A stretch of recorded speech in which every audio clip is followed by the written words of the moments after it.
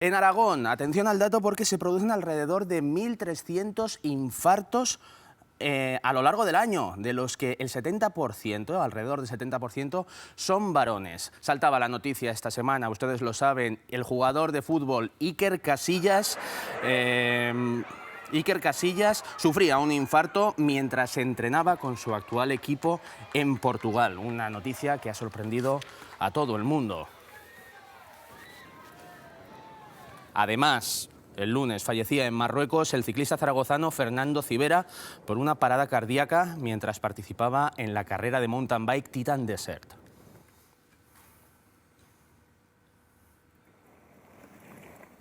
Nos han surgido muchas dudas, seguro que a ustedes también, y queríamos resolverlas. Pedro Serrano, bienvenido. Hola, buenas tardes. Cardiólogo, está en boca de todo el mundo esta noticia, especialmente la de Iker Casillas, también, como decíamos, la de Fernando Civera, y hay muchas dudas en el ambiente. También hay otra noticia, pero por suerte, con un desenlace algo mejor. Hace casi un mes, estamos hablando, un corredor de la 10K de Zaragoza, justo el día de la maratón, sufría un infarto en plena carrera. En esta ocasión, la rápida actuación de los equipos médicos permitió su reanimación y posterior recuperación en el hospital. 42 kilómetros, 1.263 hombres, 103... Nos ha llamado la atención cómo deportistas de alto nivel sufren dolencias relacionadas con el corazón. ¿Estamos preparados cualquiera para sufrir un infarto? Tenemos muchas dudas, como decimos, y con nosotros Pedro Serrano, que nos vas a responder para intentar esclarecer, porque no queremos tampoco que se cree una psicosis al respecto, pero la pregunta es clara: ¿por qué deportistas como Iker Casillas, como Civera, sufren ataques al corazón? Realmente la incidencia del infarto aumenta con la edad, pero también puede aumentar durante el ejercicio físico extremo. De manera que durante la realización del esfuerzo aumenta la incidencia, si bien una vez interrumpimos el ejercicio vamos a ver cómo la incidencia disminuye y mejora nuestra salud. Es decir, es un riesgo que corremos, pero posteriormente tenemos un beneficio. De manera que cuando hacemos un esfuerzo intenso tenemos que prepararnos, tenemos que hacernos un chequeo de la misma manera que hacemos una ITV del coche, pues conviene hacer una ITV de nuestro cuerpo para ver nuestras posibilidades y ir progresivamente mejorando el esfuerzo. ¿Y por qué entonces cuando nos disponemos a hacer deporte, cuando acudimos al gimnasio o hacemos cualquier actividad, siempre nos hablan de los límites? Hay que superar los límites, hay que esforzarse para llegar un poquito más para allá. ¿Estamos corriendo peligro de sufrir una parada cardíaca, un infarto cuando hacemos eso? Realmente cuando estamos en un gimnasio o estamos en un centro con ejercicio supervisado y cuando hemos realizado unas pruebas físicas antes de realizar deporte y nos han autorizado deporte, sea cual sea la condición física de la persona, puede un enfermo también hacer deporte, pues entonces estamos en buenas manos y podemos hacer deporte con seguridad. Si no hemos hecho estos chequeos y hacemos deporte forzando nuestro cuerpo al límite, entonces sí podemos correr un riesgo e incluso poner en riesgo nuestra propia vida. Nos gustaría que nos explicaras cuál es la diferencia, porque claro, hablamos de dolencias del corazón, parece que todos sabemos de qué se trata, pero hay una diferencia entre infarto y parada cardíaca. ¿Cuál es? Realmente parada cardíaca es cuando el corazón se para. Las causas de que el corazón se pare pueden ser diversas. Puede ser una arritmia, puede ser el propio infarto, que es cuando una arteria de las que riegan el corazón, una arteria coronaria, se obstruye de repente y una parte del músculo cardíaco empieza a sufrir o incluso pueden morir las células y entonces se produce el infarto, que puede llevar a la aparición de arritmias malignas, incluso a la muerte por parada cardíaca. Hasta un 30% de los infartos agudos de miocardio no superan las 24 horas. Por tanto, puede ser algo dramático y las primeras horas conviene correr porque, como dicen los expertos, el músculo es vida. Ajá. Unos minutos puede suponer una mejor calidad de vida en el futuro e incluso la supervivencia. Sabemos que tenemos que correr para sobrevivir, como dices, Pedro, pero ¿en qué momento tenemos que alarmarnos? ¿En qué momento hay indicios de que podemos estar sufriendo una dolencia de este tipo? Bueno, realmente lo que puede notar la persona que está sufriendo un infarto puede ser muy diverso. Lo típico sería un dolor en la parte izquierda del pecho, que puede irradiarse a brazo, que puede simplemente ser un dolor en las mandíbulas, puede ser un dolor en la boca del estómago, puede ser simplemente una sensación de malestar general, puede ser simplemente sensación tipo corte de digestión, de manera que vale más ir a urgencias de más que no ir de menos, y ante cualquier sospecha es muy importante acudir a urgencias para no tener un disgusto. El infarto puede ser incluso sin síntomas. Simplemente hay personas mayores o diabéticos que pueden tener un infarto y no se han dado cuenta. Hay que estar atentos, supongo que hay que hacerse muchos estudios, y deportistas de élite, como es el caso de Iker Casillas, yo supongo que constantemente habrá estado recibiendo estudios para saber si esto se podía dar. ¿Cómo es posible que no se haya detectado? Bueno, O igual no es posible verlo. Realmente cuando la validez de los estudios, ejemplo, la validez de una prueba de esfuerzo se considera que suele ser válida por un año. Desconozco si todos los deportistas de élite se hacen un mínimo de una prueba de esfuerzo al año, pero yo creo que muchos no. Y es muy recomendable hacer un estudio cardiológico completo que antes de empezar el deporte incluya una ecografía cardíaca para ver el estado basal del corazón y una prueba de esfuerzo máxima realizada en un sitio especializado. Y posteriormente, cada año, si el deportista sigue exigiéndose físicamente, pues conviene hacer una prueba de esfuerzo al menos. Pues sobre estas pruebas de esfuerzo queremos hablar para descartar, para detectar algunas enfermedades cardíacas. Allende, en directo, cuéntanos en qué consisten.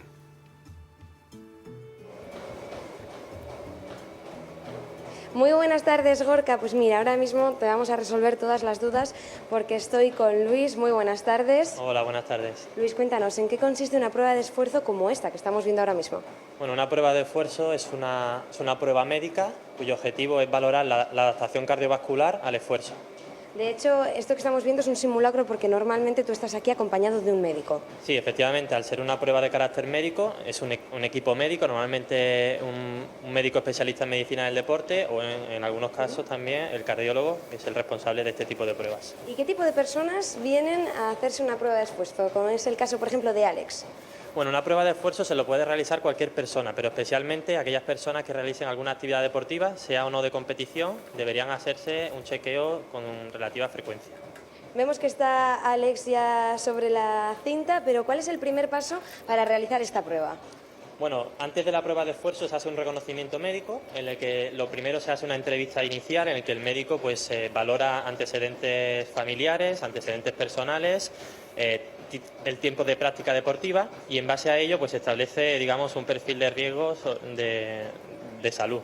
Si todo va bien, pasaríamos a una exploración en reposo, donde se realiza una auscultación, una toma de tensión arterial, se realiza un electrocardiograma de reposo y, de nuevo, si todo es correcto, pues ya pasaríamos a lo que es la prueba de esfuerzo. Y es cuando se le colocan los electrodos y esta máscara que me imagino que estará llamando muchísimo la atención a los que nos estén viendo en casa. Así es. Sí, normalmente se le coloca el electrocardiograma porque siempre hay un control a nivel electrocardiográfico, y la máscara que podéis ver, pues bueno, es una forma de medir los gases que consume y que se producen durante el esfuerzo. Claro, y además se trata ahora en esta segunda parte de la prueba en la que ya el paciente está haciendo deportes, llevarlo al máximo esfuerzo, ¿no? Eso es, una prueba de esfuerzo. El objetivo es que valorar la respuesta del corazón a lo largo de las distintas intensidades hasta alcanzar un esfuerzo de carácter máximo. Y luego vosotros tenéis aquí una serie de parámetros en la pantalla que ¿qué os indican? Bueno, pues el deportista está controlado en todo momento a nivel electrocardiográfico, el médico está viendo en todo momento cómo es la respuesta de su corazón, pero además estamos controlando también pues otra serie de variables como son el consumo de oxígeno, la tasa de cociente respiratorio, la frecuencia cardíaca, ¿vale? Y en base a ello pues valoramos cuándo la prueba es máxima o no. Claro, porque los resultados se ven al momento y si vosotros detectáis alguna anomalía ya es cuando se le deriva a un especialista. Eso es, si durante la prueba, ya sea incluso en la entrevista inicial, se valora que hay cierto riesgo por antecedentes familiares o personales, el médico pues le deriva directamente a un cardiólogo y se realizan una serie de pruebas más específicas, como podrían ser un ecocardiograma y un Holter durante 24 horas. Y por último, ¿cuánto tiempo va a tener que estar Alex así? Bueno, normalmente depende de la capacidad del deportista. Aquí normalmente vemos a deportistas muy entrenados y suelen aguantar bastante, pero aproximadamente desde que empieza a correr unos 15 minutos. Bueno, pues muchísimas gracias, Luis. Muchísimas gracias, Alex, a ti también por el esfuerzo. Y te devolvemos la palabra, Gorka, para que podáis seguir contándonos cómo cuidar de nuestro corazón. Muchas gracias, Allende, también a Alex y a Luis. Pedro, Luis nos hablaba acerca de los antecedentes familiares. Si ha habido casos de paradas cardíacas, de infartos en nuestra familia, ¿estamos como más predispuestos a sufrirlos nosotros? Sí, efectivamente, si hay antecedentes familiares, aumenta el riesgo en los descendientes de sufrir un problema coronario, un infarto agudo de miocardio, bien por problemas genéticos en el funcionamiento de la sangre, bien porque puede haber una hipercolesterolemia familiar que es hereditaria, bien porque en algunos casos la hipertensión también es hereditaria o la diabetes, o incluso la predisposición a la obesidad y al sedentarismo. Yo, Pedro, supongo que habrá gente en casa y, bueno, después de la noticia esta semana de Iker Casillas, que estará diciendo si al final lo mejor va a ser no hacer deporte, lo mejor no exponerse a que te pueda pasar esto, porque si te tiene que pasar, te va a pasar. No, realmente no. Hacer deporte en cualquier intensidad siempre es beneficioso, evitando siempre exponernos a la máxima capacidad de nuestro cuerpo y sin un control adecuado. Y qué importante es el desfibrilador, ¿verdad? Tenerlo cerca, saber cómo funciona, conocer a alguien que sepa cómo funciona. Por supuesto, el desfibrilador puede aumentar la supervivencia hasta un 60% de las paradas cardiorrespiratorias. Pues vamos a ir con Pablo Franco, mi compañero, porque, como decimos, es importante tenerlo cerca y conocer a alguien y saber, sobre todo, identificar en qué momento estamos nosotros sufriendo un paro cardíaco y también el que tenemos al lado. Pablo, adelante, explícanos cómo funciona.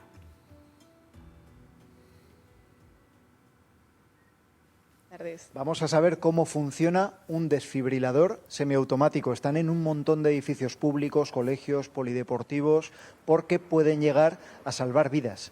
Así es, lo que vamos a intentar hacer con el desfibrilador es hacer un reset al corazón. De esta manera evitar la muerte del paciente. Tenemos aquí el muñeco que utilizáis para las prácticas, que nos va a servir también como modelo de lo que se debe hacer. ¿En qué momento determináis que se puede empezar a usar el desfibrilador o que es correcto y sirve utilizarlo? Primero valoramos la consciencia del paciente, valoraremos si el paciente respira y empezaremos con la reanimación cardiopulmonar si el paciente no respira. Una vez que empezamos la reanimación, pedimos que nos traigan un desfibrilador. Venga, pues vamos con esa reanimación. Está el desfibrilador ya encendido. Además, en este caso, diríamos que da instrucciones, tiene voz. Así es, lo bueno de estos desfibriladores es que nos ayudan bastante. Son momentos muy críticos y lo que nos va a estar indicado cada acción, todo lo que vamos a hacer. En este caso, el desfibrilador nos está indicando descubrir el torso del paciente. Una vez que hayamos descubierto el torso del paciente, colocaremos los dos electrodos. Uno de los electrodos se coloca en la clavícula derecha y el otro debajo de la mamila izquierda. Los electrodos serían estos de aquí. Estos serían los electrodos. Que en este caso no los vamos a usar porque son unos electrodos que pasarían corriente al muñeco. Entonces, los electrodos que hacen, pues valoran el ritmo cardíaco del paciente y lo que indicarán es si realizar la desfibrilación o, en caso contrario, no. Una vez que realiza la desfibrilación, seremos nosotros que impulsemos el botón de descarga, ¿vale? Que sería ese naranja. Si fuese que no hay que realizar la desfibrilación, lo que tendría que hacer mi compañera sería continuar con la reanimación cardiopulmonar hasta que lleguen los servicios de emergencia o hasta que el reanimador en este caso se agote, o en todo caso lo mejor para el paciente sería que volviese a estar consciente. Cualquiera que pase por ahí y se encuentre con esa situación, ¿sería apropiado que utilizara el desfibrilador, aunque no sepa muy bien cómo se usa? Aunque no lo conozca. Correcto. La verdad es que tenemos la suerte de tener un servicio aquí en Aragón bastante completo y nos indicarían siempre desde el 061 o el 112 los pasos a seguir. Aparte el DESA nos va a seguir todas las instrucciones, con que no habría ningún problema y sobre todo que la gente no tenga ningún miedo a usarlo. Es decir, llamamos al 112, al 061 y desde ahí serían capaces de indicar a la persona que está con el desfibrilador en ese momento cuál es el procedimiento. Sí, nos guiarían en todas las indicaciones a seguir, no habría ningún problema. Aparte, yo creo que la persona que se encuentra en esa situación pues es de gran ayuda y se tranquiliza en estas situaciones de emergencia. podemos decir efectivamente que se puede llegar a salvar una vida si, por ejemplo, alguien entra en parada en un polideportivo, en un partido de fútbol, en un gimnasio. Sí, sí, claramente es necesario que cada vez se vayan instalando mardesas en todos los sitios que sean posibles. Raquel, muchas gracias. Y también a tu compañera de Protección Civil, que nos han enseñado cómo funciona un desfibrilador que efectivamente puede salvar vidas. Muchísimas gracias, Pablo. No está de más conocer que el mismo aparato te va a ir indicando de los movimientos que vas a tener que hacer. Pero, Pedro, en el caso previo, cuando nosotros mismos estamos sufriendo un infarto, en esos momentos, desde la distancia, por supuesto, aquí de momento no está pasando, pero te lo puedes imaginar y piensas que no hay tiempo, que no va a haber tiempo de avisar, que no va a haber tiempo de actuar, que todo va a ser muy precipitado. En ese caso, cuando vemos que estamos sufriendo un infarto, ¿cómo podemos pedir ayuda? ¿Qué tenemos que hacer? Bueno, debemos llamar al 112 urgentemente y si tenemos a mano una aspirina, podemos tomarnos una aspirina. Y si tuviéramos en casa un nitrato sublingual, la clásica cafenitrina o bien debajo de la lengua o bien en spray, pues podemos sentarnos y aplicarnos este tratamiento nosotros mismos.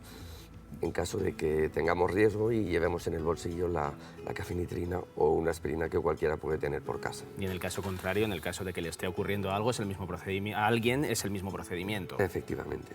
Bueno, lo que vamos a hacer va a ser también arrojar un poco de luz en todo este asunto. No queremos asustar porque, como bien nos está diciendo Pedro, en el caso de que se actúe con prontitud, uno se puede recuperar, por supuesto, de un infarto. Conocemos a Julio. A mí, como a Iker Casillas, también me dio a los 38 años un infarto de miocardio.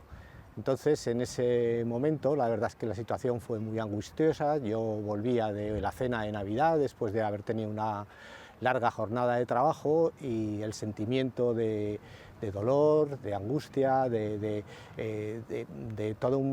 este sabor a muerte que puede dar un infarto, pues lo sufría en aquel momento. Es importantísimo la rapidez, la actuación también de personas que tengas alrededor que sepan hacer una RCP.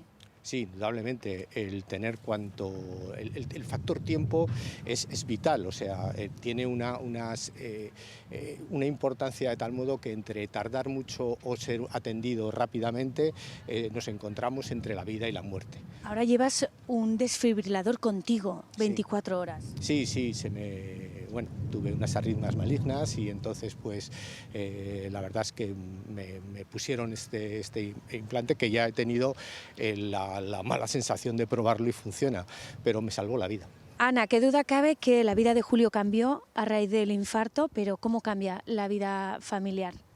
Bueno, en un principio te asustas, piensas que no estás preparado para hacer lo que te viene encima, pero luego te das cuenta de que la vida sigue y eres feliz y llevamos 20 años viviendo felices y bueno, no nos ha afectado mucho. ¿Estáis un poco en alerta todos los días? Ahora un poquito más, porque ha habido alguna complicación, entonces sí que ahora tenemos cierta preocupación, pero no cabe duda de que nuestro día a día es normal, como yo creo que le gusta vivir a la gente, normal, sin preocupaciones y cada uno a su trabajo y sí. Llevas un desfibrilador integrado, has tenido problemas de corazón y sigues haciendo mucho deporte. Bueno, ahora la verdad es que sí que he empezado, bueno, hago deporte habitualmente y la verdad es que eso sí que ha cambiado también impulsa ese cambio vital que me favorece que como otra defensa para una defensa de que no se produzca un nuevo evento cardíaco, te encuentras mejor, evitas el sobrepeso, te da mejores sensaciones y hasta mentalmente te favorece y te protege. La verdad es que es una práctica que no debería haber abandonado nunca, pero que el recuperarla pues en cualquier momento también te pone en forma, te pone mejor, te defiende más. Casos como el de Julio o el de Iker Casillas los veis a diario en Relate y es muy importante, José Carlos, la rehabilitación cardíaca. Es básica. Al final de lo que se trata es de que cada uno seamos conscientes de qué nos ha ocurrido y cómo es la mejor forma de recuperarnos. Y para esto el programa de rehabilitación cardíaca creemos que es algo que no se podría negar a nadie, tendría que ser para todo el mundo y además de obligado cumplimiento. A nosotros estamos felices y nos encontramos también precisamente por haber hecho esta rehabilitación. ¿Qué se hace en la rehabilitación cardíaca? Pues al final lo que se hace es estar un par de meses en un programa en el cual vas haciendo ejercicio, estás monitorizado, estás controlado por los cardiólogos continuamente y al final cuando terminas lo que te dan es un programa específico, personalizado, para que sepas qué es lo que te ha ocurrido, cómo has quedado y qué es lo que deberías de hacer el resto de tu vida, con lo cual entras en fase 3, que es para toda la vida tuya. Pedro, nos comentaba Julio que él lleva un desfibrilador integrado en el cuerpo. ¿Cómo funciona? El marcapasos desfibrilador es un marcapasos convencional que además de tener la función del marcapasos, puede tener la función de detectar arritmias malignas y realizar una descarga en el corazón para intentar evitarlas o detenerlas. No en todos los casos se precisa una descarga intensa sobre el corazón, sino que previamente hay modos de estimulación que intentan abortar esta arritmia y si no se consigue, entonces sí se puede dar una descarga que se puede repetir varias veces hasta intentar detener la arritmia maligna. Estamos hablando de un aparato inteligente, porque para reconocer esas circunstancias tiene que ser así. Efectivamente, son aparatos muy inteligentes, con unos algoritmos muy probados, aunque, como todas las máquinas, también se pueden equivocar. Lógico. Bueno, pues nos quedamos, yo creo que han quedado todas las preguntas resueltas. Pedro Serrano, muchísimas gracias por acompañarnos y por resolvérnoslas. Gracias a vosotros.